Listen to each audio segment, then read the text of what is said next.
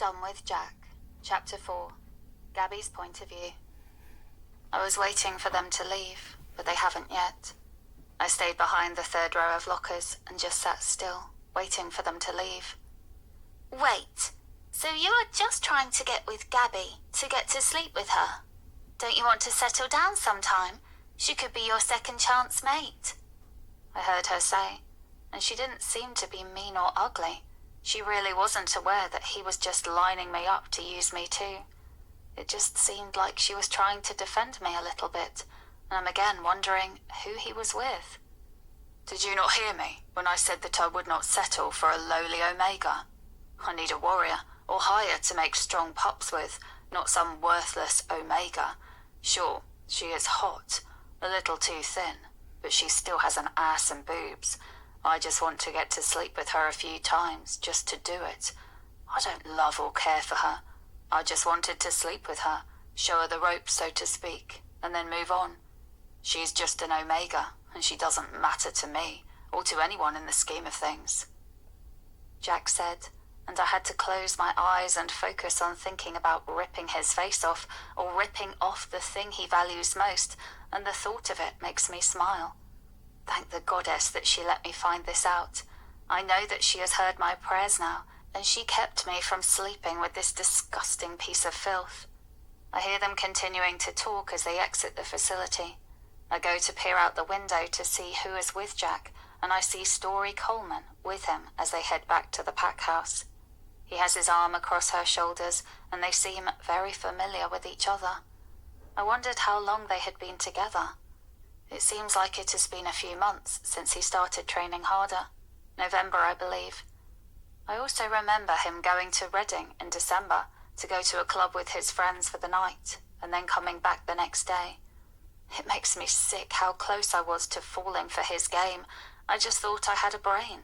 I feel totally stupid right now. I pray that the goddess didn't let her get pregnant, but usually for mates, the female can get pregnant if she isn't on protection, and from how he was talking, he got carried away and didn't use any if he was hoping that a child didn't result from their time together. I feel even worse for her, as she didn't have any kind of warning that her mate was a low-life piece of shit. I feel terrible for her. They entered the pack house, so I washed my face off. I did cry a few tears from the betrayal I felt. I have more anger than any other feeling right now, as I'm glad for the 100th time that I haven't slept with Jack. I take my rolling cart to the laundry room and put the clothes in the dryer as the wash is completed. I now have an hour before the load is dry, so I'm going to see if Mum needs any help in the kitchen. Mum had me slice up about 35 bananas for her banana pudding, while she made the pudding and put the wafers on the bottom of the pan. Mum had 5 trays set out for the dessert, and she also had a little pudding tub on the side that she had already washed out. She made the little tub for us to take home, as she knew this was one of Dad's and my favourite desserts. I head back to the laundry room and get out the now dried, fitted and top sheets and start folding them. I wash the king sets together, and those all go on the alpha and beta floor. The queen sheets for the couples and twin sets for the children. I fold everything according to the sheet sizes and store it in the cart. I get my bedding cart completed and ready to go for next Saturday and put it in the closet. All of the machines are empty and ready to go for Monday after school. I went to the kitchen and saw Mum ready to go back to our house. Dad was sitting at the counter, and Mum was feeding him a few pieces of cheese and meat that she had put on a saucer for him to tie him over until dinner. He does a lot of physical labour, and Dad is in great shape. I think he would be a good warrior, but he is content with just fixing what is broken and tending to the garden and landscape. Dad held his arm out to me, and I went to his side and he gave me a hug. "What's the matter, Gabby?" "I don't want to talk about it here, Dad. We can discuss it at home," I told him. "Are you okay, Gabby?" my mum asked me. "I'm fine, Mum," I told her, and she came over to my other side and gave me a hug and a kiss on my cheek. I love my parents so much. I heard the door open behind us, and I saw Jack coming into the kitchen. "There you are. I was looking for you, Gabby," Jack tells me and gives me a charming smile. "Yes, we're heading home. I'm really tired from this week and am looking forward to getting home with my parents. Thanks for checking in on me. I will see you on Monday. I told Jack as I grabbed the items Mum had on the counter that we were taking home. The Omegas that didn't cook will be doing the dishes after the meal is completed here. I was getting a headache and I didn't want to break up with him in front of my parents. I didn't want to do it at school either. But what is he going to do? Ruin my reputation? I'm ready to get the hell out of this pack. I will be speaking to my parents tonight so we can plan and then get going. But right now, we weren't prepared to do anything as nothing was ready to go. I love that my parents are willing to totally flip their life around to take care of me. They truly have my best interest at heart.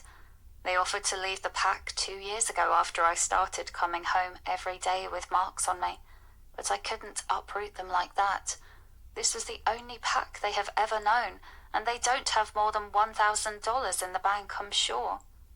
Mum gets paid by doing catering on Sundays when an event comes, and we help her as a waitstaff. That is actually my nicest outfit, as both Dad and I had to get the black pants and white shirt to serve for Mum. If the event is big enough, she has to help serve as well, as soon as she gets the dishes ready. We are a team, and I depend on them. We can handle anything, as long as we work together. Oh, I was hoping you would eat with me tonight, here in the pack house. I thought we might watch a movie later on tonight together, and then I could walk you home. You never have time for me, Gabby. You're making me feel bad. Jack starts laying it on really thick, and I see my dad open his mouth to tell him that I can just eat there, and I give my head a small shake, and my dad hides that he was going to say something with a yawn. I'm tired too, Gabby. Here, let me carry that for you. See you later, Jack. Have a good night. Maybe next time, okay? Dad said as he walked past Jack, who was looking mad that I was again dodging him. Dad had blocked him because he knows that Sunday is for my family. We clean the whole cottage because with me doing school and then working in the pack house while trying to do my homework and Mum and Dad working from 5:30 to 5:30 every day, we don't get our work at home done daily sometimes. We all work together to get the house done, then we work in the garden some, and then I get to go to the lake and hang out to get some peace for the week. He knows better than to come on Sunday. I will deal with him on Monday, in public. I don't care what he plans. We are done. I will not be getting with him or kissing him ever again. I'm about to blow this popsicle stand no matter what happens. If I do meet my mate, he will just have to come with us when we leave, or we can request asylum in another pack if my mate knows someone who can take us in. But I will not stay here in this pack. I'm through letting people abuse me. I feel strong today, and I'm going to start fighting back harder than I have been doing. I'm absolutely done with them, thinking that I and the rest of the Omegas don't have value. I have value, and I swear that one day they will all know it. Mark my words.